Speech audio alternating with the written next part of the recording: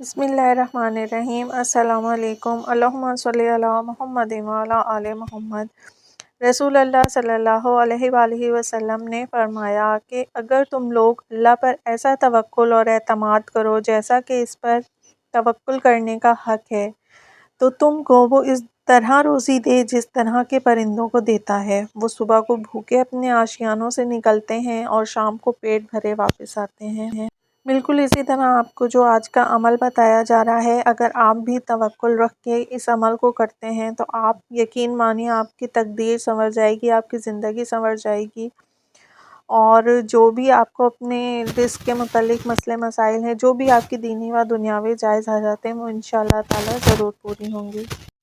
بعد نماز فجر یا رحیموں 133 مرتبہ آپ نے پڑھنی ہے۔ بعد نماز ظہر یا کریموں 133 مرتبہ۔ بعد نماز عصر یا رزاقوں 200 مرتبہ۔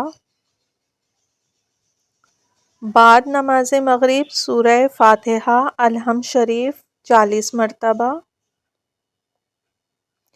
اور بعد نماز عشاء سورہ آل عمران آیت نمبر 26 33 مرتبہ آپ نے پڑھنی ہے۔